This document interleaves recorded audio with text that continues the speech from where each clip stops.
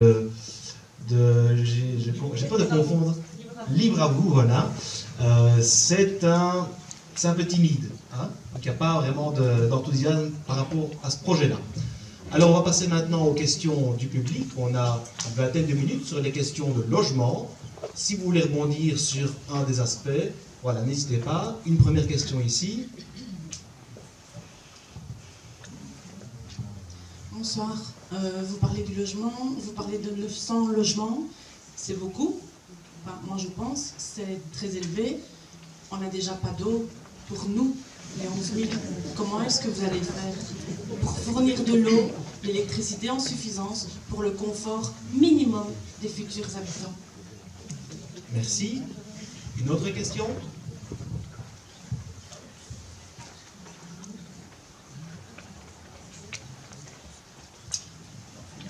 Ah voilà, madame ici, là.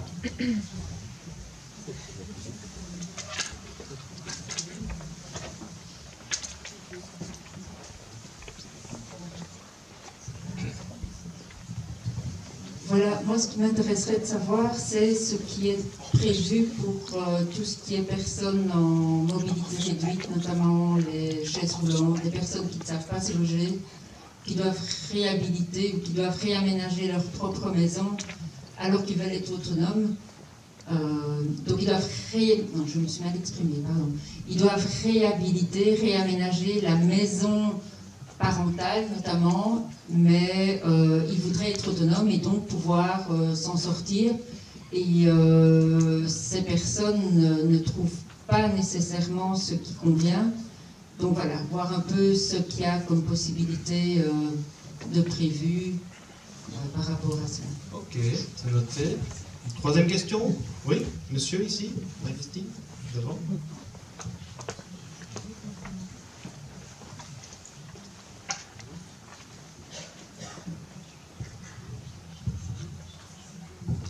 Oui, ce sont plutôt deux réflexions. La première, ça concerne tout simplement ce qu'a dit Madame Arnaud.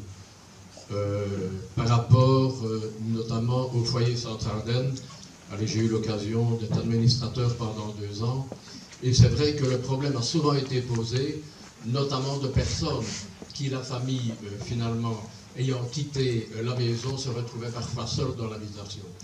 Et ce sont des problèmes qui peuvent se régler facilement, mais qui parfois se règlent de façon extrêmement douloureuse pour la personne concernée. Pourquoi? Parce que ce sont des personnes qui parfois sont ancrées dans un quartier, dans un environnement depuis 25 ou 30 ans, et que c'est un véritable déracinement pour la personne qui finalement va devoir passer pratiquement par cette expulsion. Ça, c'est une première réflexion. La deuxième, ça concerne notamment le parc immobilier, notamment la construction au niveau d'appartements. J'ai suivi dernièrement un débat fort intéressant sur la FTBF à ce sujet-là, où le constat suivant est fait. C'est que, notamment dans certaines agglomérations où il y a déjà, en matière d'appartements, d'immeubles appartements, une suroffre de 20%, et bien malgré cette suroffre, le prix des appartements ne baisse pas. Pourquoi? Bien, la question est simple. Tout simplement parce que le loyer ou le prix de vente de ces appartements est tellement élevé que même si le promoteur ne vend que 65% de son parc d'appartements, il est encore bénéficiaire. Donc malgré une suroffre, eh bien les prix ne baissent pas. Et ça, je pense que c'est un véritable problème et que la façon de s'y attaquer, eh bien ce serait peut-être manifestement de limiter aussi ces constructions à tout va d'appartements, d'immeubles à appartements. Merci. Voilà, on va partir avec ces 3 questions ou réflexions-là. Alors, Monsieur Géraud. Monsieur Géraud, c'est à vous de commencer. Oui, je vais résumer. Hein? Donc, il y a 3 questions. Je résume.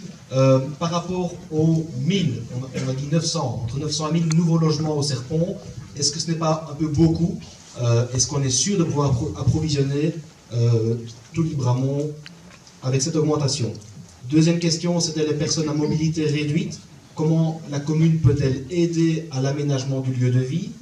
Et la troisième question, qui est plus une réflexion, c'est par rapport au problème de déracinement quand on change les personnes d'habitation, au foyer Centre-Ardennes, et aussi une réflexion sur est-ce qu'il ne faudrait pas un peu limiter les implantations d'immeubles avec beaucoup d'appartements? Oui, eh bien pour la première question, 900 logements, je voulais expliquer tout à l'heure, ça se fait en 10 ans. Ça veut dire plus ou moins 90 logements par an, mais c'est même un peu moins, c'est 60-70 logements par an. Évidemment, après, voilà.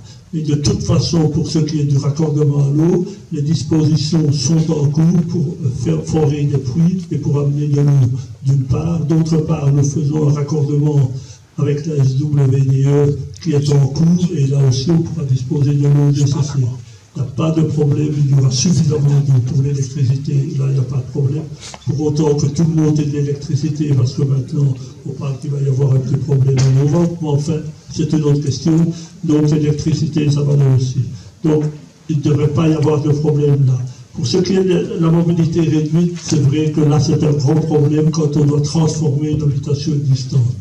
Mais la meilleure, enfin non, si c'est pour louer des maisons, je sais que le foyer Centre-Ardennes, il est souvent favorable à personnes en mobilité réduite pour les mettre au rez-de-chaussée dans les appartements. Il y a plusieurs personnes qui ont eu la chance, parce qu'il était handicapé, enfin pas la chance d'être handicapé, entendons-nous bien, qui ont fait des demandes en tant qu'handicapés et qui ont eu des appartements au rez-de-chaussée, donc ça va. Et quand on transforme une maison, mais je ne saurais pas vous dire, c'est au point de vue fédéral, s'il y a moyen d'avoir des subsides pour des raccordements, mais à la commune, il n'y a pas de subsides pour faire des aménagements pour personnes en mobilité réduite, ça n'existe pas aujourd'hui. Je ne dis pas qu'un jour on n'ira pas le faire, peut-être qu'il y avait une demande, mais jusqu'à aujourd'hui, je n'ai jamais vu une seule demande pour quelqu'un qui nous demandait une aide pour pouvoir aménager son habitation pour pouvoir loger au rez-de-chaussée. Je suppose que c'est la meilleure place pour quand on a une mobilité réduite. La problématique du foyer Centre-Ardennes, en réalité, ce qu'on a dit tout à l'heure, partout dans toutes les régions où il y a des maisons dites sociales, je le répète, les gens qui sont venus habiter là 25, 30 ans, eh bien ils sont toujours là et on ne va pas les mettre dehors, c'est impossible. D'ailleurs, dans certains cas, il y en a beaucoup qui ont racheté leur maison. Avec l'argent, on a pu reconstruire notre maison. Là, je pense qu'il ne doit pas y avoir on ne doit pas mettre des gens dehors s'ils habitent là depuis 25 ans. Pour ce qui est la construction d'appartements, eh bien, je dis que la commune de Libramont fait tout ce qu'elle peut pour qu'on construise le plus d'appartements possible. Elle met les terrains à disposition et elle donne aussi la gratuité pour tous les raccordements pour les maisons sociales. Ok. La question, je pense, était justement est-ce qu'il ne faut pas limiter? Je ne sais pas si vous parlez, je suppose que ce n'est pas limité les maisons sociales. Hein. Les appartements. Les immeubles à appartements. Les immeubles à appartements, vous ne savez pas si vous avez un promoteur, il n'existe pas de possibilité de limiter. C'est impossible. Impossible. Le schéma de structure qui est en place pour le moment, il est fait de façon à ce qu'on doit respecter certaines normes. À certains endroits, on peut construire 100 habitations à l'hectare ou 60 habitations à l'hectare. À d'autres endroits, c'est 10 habitations à l'hectare. À d'autres endroits, c'est 20 habitations à l'hectare. Bien que ce ne soit pas une obligation, le schéma de structure, on essaie dans la mesure du possible, et je vais dire 98 fois sur 100 à le respecter. Donc, mais à part le schéma de structure, si quelqu'un construit où il n'y a pas de ce problème-là, on ne peut pas l'empêcher. Merci, M. Van Grimbergen, par rapport aux 3 questions. Oui, réflexion. Donc, pour commencer, la problématique de l'eau. Donc, je pense qu'il y a de l'eau à Libramont. Maintenant, il faut s'assurer de sécuriser le captage et de faire en sorte que cette eau soit disponible. À côté de ça, il y a des choses qui sont déjà en place actuellement. Lorsqu'on construit des nouvelles habitations, il faut prévoir un puits. Ça permet de disposer d'une eau qui n'est pas puisée dans l'eau de la ville. Et je pense effectivement c'est la première étape dans un dossier comme ça, c'est de s'assurer qu'on a ces 2 prérequis minimums, l'eau et l'électricité, avant d'entamer les travaux. Au niveau de l'aménagement des PMR, je crois que la commune devrait déjà au moins savoir ce qui est disponible au niveau de la région, au niveau du fédéral, au niveau de la province éventuellement, tenir un cadastre et tenir ce cadastre à disposition des personnes qui en auraient besoin. Je pense qu'on a déjà assez de difficultés à ce moment-là que partir à la chasse aux aides en tout genre. Donc ça serait quelque chose qui ne coûterait pas grand-chose à la commune, mais qui serait déjà une première étape. Si ces aides-là ne sont pas suffisantes, la commune devra envisager des aides complémentaires.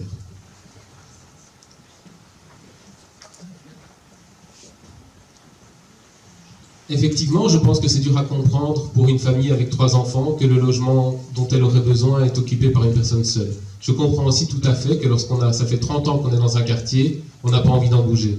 Maintenant, si on augmente l'offre d'habitation sociale, on pourra peut-être offrir un logement alternatif juste à côté, de la taille adaptée, et permettre à la famille qui attend, qui est sur liste d'attente, de disposer du logement avec les 3 chambres.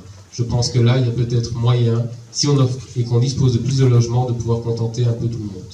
Ça ne sera pas facile, mais c'est le meilleur avec ce qui est possible.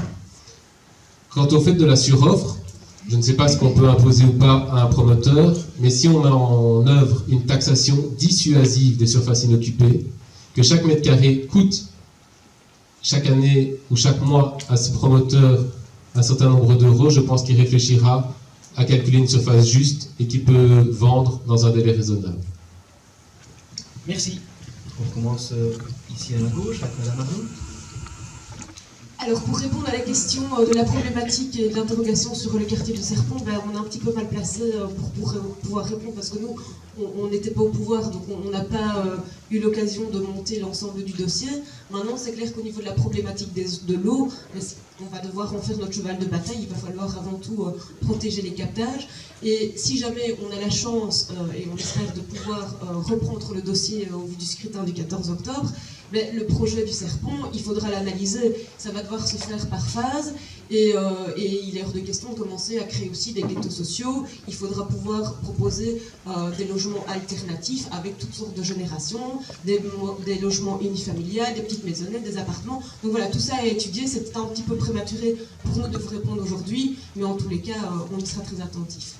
Alors concernant la question plutôt des PMR, mais ça c'est vrai que c'est difficile de pouvoir dire aujourd'hui que la commune va mettre la main au portefeuille, parce que je pense qu'elle ne le fera pas. C'est avant tout un sujet aussi au niveau d'un aménagement de maisons privées, mais par contre je pense que c'est aux services communaux et en tous les cas aussi au niveau du CPS de pouvoir informer la population de ce qui existe. Donc il y a des personnes très compétentes au niveau du CPS qui peuvent monter des dossiers, notamment au niveau de la VIC, pour pouvoir aménager des toilettes, un espace de rampe pour monter à la maison. Donc voilà, je pense que c'est plus vers ça qu'il faudra se retourner avant de dire oui, on va donner des primes aux personnes qui ont un handicap au quotidien. Voilà.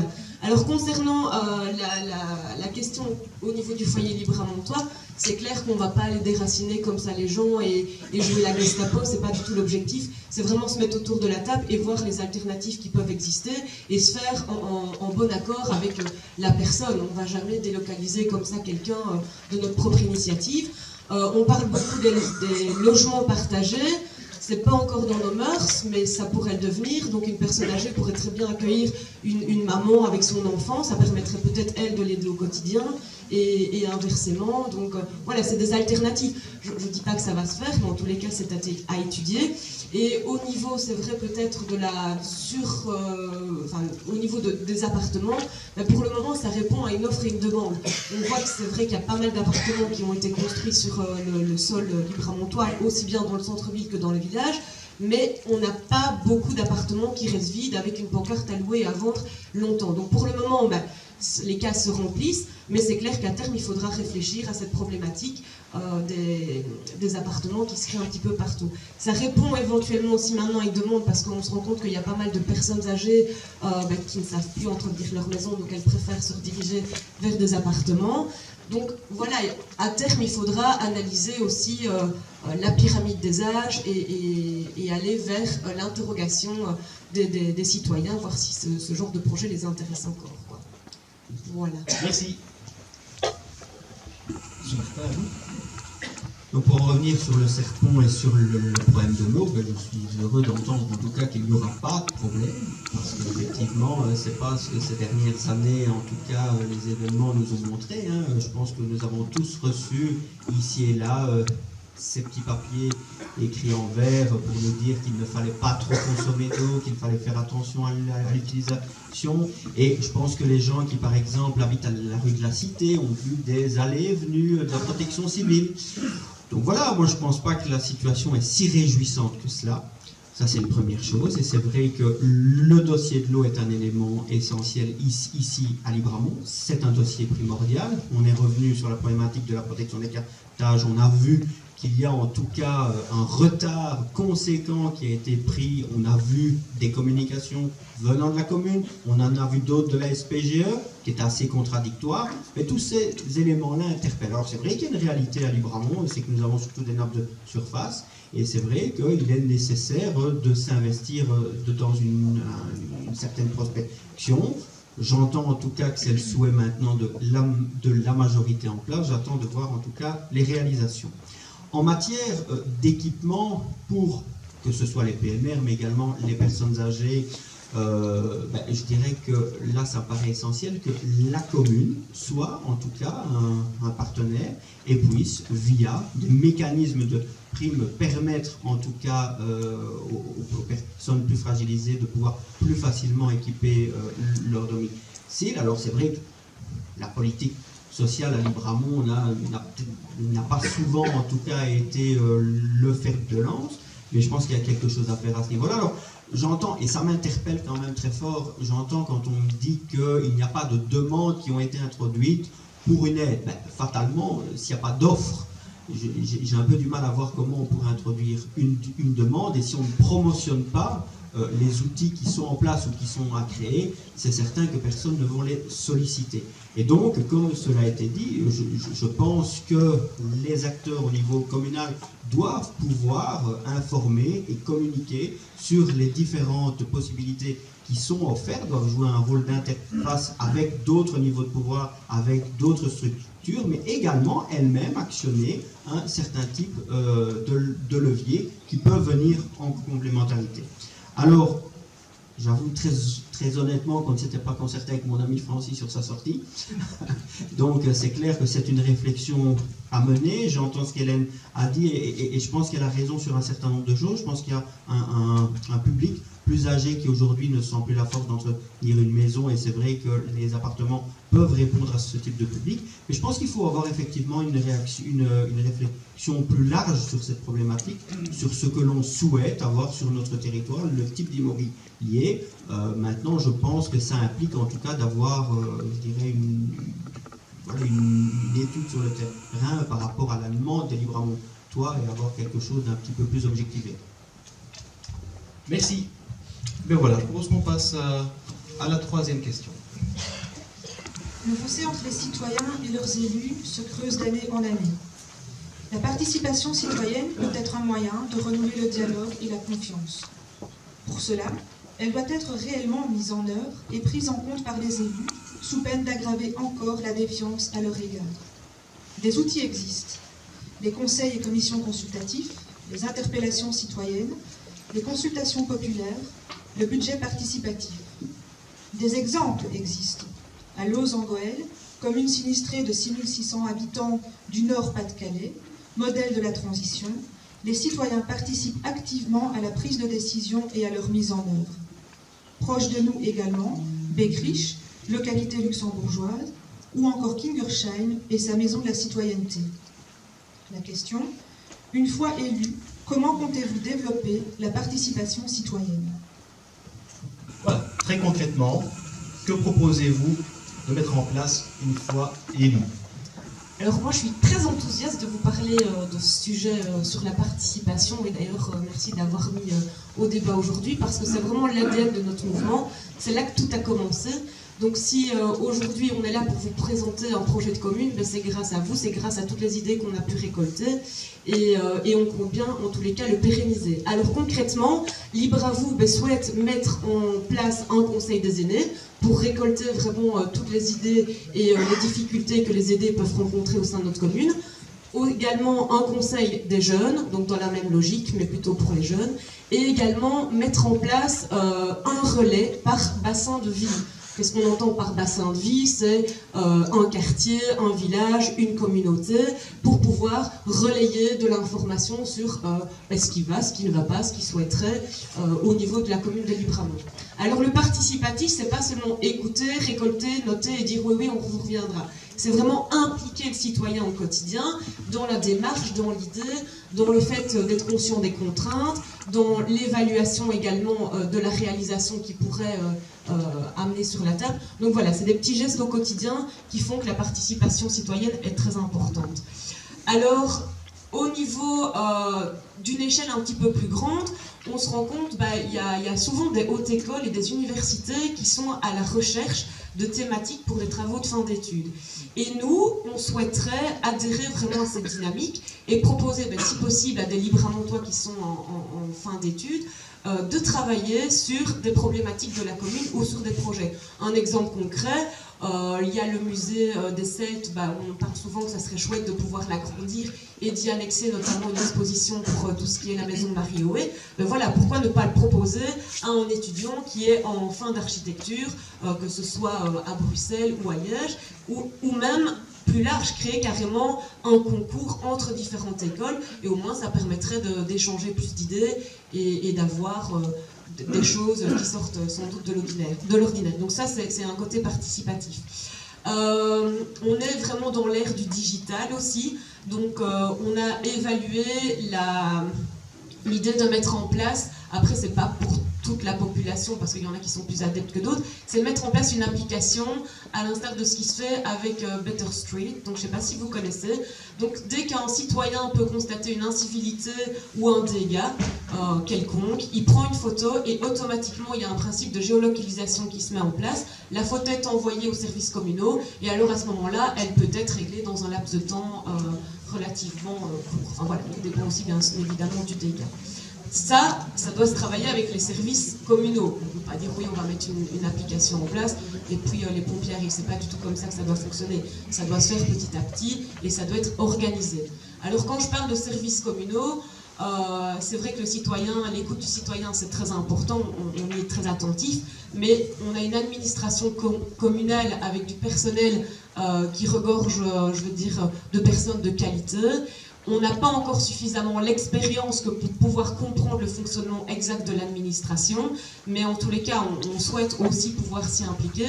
On va avoir un nouveau directeur général qui va bientôt entrer en fonction, donc ça sera vraiment l'occasion de pouvoir travailler avec lui sur comment travailler au sein de l'administration de manière efficace et efficiente, et pourquoi pas proposer un management participatif. Donc ça se fait beaucoup dans les entreprises, certains au sein de notre mouvement le côtoient au quotidien dans nos professions respectives, ça fonctionne. Donc voilà, c'est une idée qu'on souhaiterait également amener au niveau de l'administration communale dans son travail au quotidien, et croyez-moi, ça permet aussi de motiver les troupes. Merci. Monsieur Martin. Oui, je reviens souvent avec ça et je dis souvent effectivement que ça fait en ce moment 59 ans, c'est la même majorité qui est en place. Alors le problème n'est pas en soi qu'elle soit libérale, socialiste, CDH ou autre, le problème c'est évidemment l'usure du pouvoir. Et quand on est dans l'usure du pouvoir, eh bien on s'enferme dans ces certitudes et on est de plus en plus imperméable aux idées qui viennent de l'extérieur. Alors c'est vrai qu'on l'a vu, on a entendu certaines déclarations parfois en conseil qui interpellaient quand on nous dit si on commence à demander l'avis des citoyens à chaque fois on n'en sort plus, ou après tout on sait ce que veulent les citoyens depuis longtemps. C'est relativement interpellant. Alors c'est vrai que nous on s'inscrit en faux évidemment par rapport à ça et on propose un véritable projet participatif qui consiste évidemment d'abord à mettre en place tous les organes consultatifs qui n'existent pas à Libramont alors qu'ils existent ailleurs. Alors on a parlé des jeunes, des aînés, mais on pourrait aussi parler d'un conseil consultatif du monde associatif, de la personne handicapée, mais surtout mettre en place des outils, c'est une chose, mais il faut aussi s'assurer de leur bon fonctionnement et de s'assurer qu'ils débouchent sur quelque chose. On a parfois entendu qu'effectivement au niveau de la SLDR, ce n'était pas toujours le cas. En tout cas que les attentes n'étaient pas toujours rencontrées. Alors, on peut aussi évoquer l'idée du budget participatif, nous y souscrivons, et nous avons même décidé de le dédier au village, puisqu'on a une commune assez particulière, c'est l'une des plus étendues du pays, 28 villages et hameaux, c'est une réalité qui doit être prise en compte, et c'est ainsi que nous proposons de dédicacer une partie du budget communal, je dirais, au village, pour leur permettre de mettre en œuvre un projet citoyen, de pouvoir les accompagner également dans la mise en œuvre de ce projet. Alors, on peut aussi évoquer le numérique. Nous proposons un outil pour permettre aux citoyens de suivre en direct l'évolution des dossiers communaux, des chantiers. Alors, je n'invente rien, ça a été développé par une start-up liégeoise et s'est mis en place à Palisol, par exemple. Donc, il y a des bonnes idées qui peuvent être mises en place. Voilà encore certaines choses. Il y a l'idée de réinstaurer un médiateur au niveau communal. Parce que c'est vrai que parfois on peut se retrouver avec des citoyens qui ne comprennent pas, ou en tout cas qui n'adhèrent pas à une décision qui a été prise par la commune. Et je pense qu'il faut pouvoir mettre ce type de service en place, qui lui donne la possibilité d'investiguer, mais aussi de pouvoir formuler un certain nombre de recommandations sur des pratiques et de pouvoir justement les faire évoluer. L'idée aussi d'avoir un code de la participation citoyenne pour formaliser, pour couler dans le béton justement toutes les initiatives, toutes les marges de manœuvre qui sont offertes aux citoyens pour pouvoir s'impliquer dans la gestion de sa commune. Et de manière générale, je pense que la concertation avec le citoyen, c'est quelque chose qui doit être généralisé, mais surtout généralisé en amont des projets communaux. Pourquoi ? Parce que c'est vrai que souvent on se rend compte qu'on demande l'avis du citoyen quand le dossier il est déjà ficelé. Je pense qu'il faut pouvoir prendre les choses beaucoup plus en amont et pouvoir revenir chaque fois que c'est nécessaire devant le citoyen avec des réponses face à ses interrogations, avec des réponses objectives. Ça me paraît vraiment quelque chose d'essentiel. Donc vous l'aurez compris, bien évidemment, la démocratie participative fait aussi partie de notre projet phare. Ce n'est d'ailleurs pas pour rien que le début de notre slogan, c'est « Réapproprions-nous notre commune » parce qu'elle appartient d'abord avant tout à ses citoyens. Monsieur Gérovy, là vous ? Oui, la participation citoyenne, il faut quand même savoir que ça se fait, et ça se fait depuis longtemps. Je vais vous donner quelques exemples parce que je pense que les gens oublient des choses. Ils ont 9001, la commune de Livramont-Chemigny, et ils ont 9001 depuis 2006. Nous avons fait des enquêtes de satisfaction. Qui n'a pas reçu une enquête de satisfaction qui devait répondre ? Je pense que tout le monde a reçu des enquêtes. Vous l'avez perdu.